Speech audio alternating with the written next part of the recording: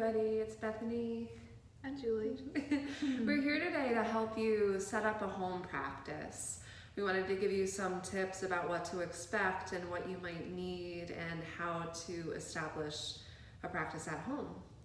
So first we wanted to talk about expectations. The expectations at home are going to be a little bit different. It's important to go into this knowing that your practice at home is going to be different than your practice in the studio. It's going to look different and it's going to feel different for sure. You might have pets, you might have kids at home, you might not necessarily have a big designated space for your yoga, so just know that that's okay.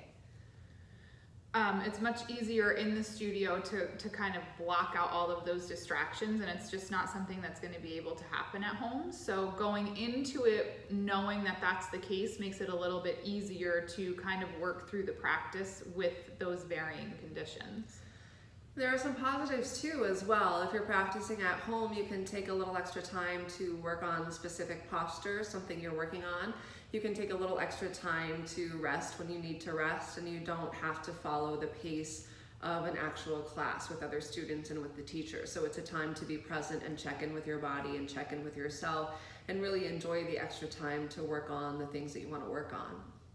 The really important thing to keep in mind too is that you don't need anything special to do a home practice. It's really easy to get in that mindset that you need like a designated space or designated props in order to be able to do the practice at home, and that's not really the case. You don't need a mat, you don't really need blocks. Everything can be done anywhere, anytime really. You just need enough space to do a little bit of yoga. When I first moved to New York and wasn't part of a studio, I used to practice Bikram yoga in my bathroom with a space heater, and I would run the shower for a little humidity. So that's an option. You have to keep in mind that you're not going to be able to mimic the heat completely at home, but if you have a space heater, you can use a space heater to create some heat. If you have a room that you're able to shut off, you can heat it up beforehand. But don't get frustrated if that's not available to you and if it doesn't feel exactly the same. It's not going to. A lot of the people within the Ghosh lineage don't use heat at all for their practice. All of the postures can be done without heat. It's definitely not a requirement for either the Bikram practice or a Hatha practice. So it's definitely doable without having any of those heating options as well. If you've been in class with us, you've heard us say over and over again that the point of the yoga is to be present with yourself and to get the benefit that you need right now.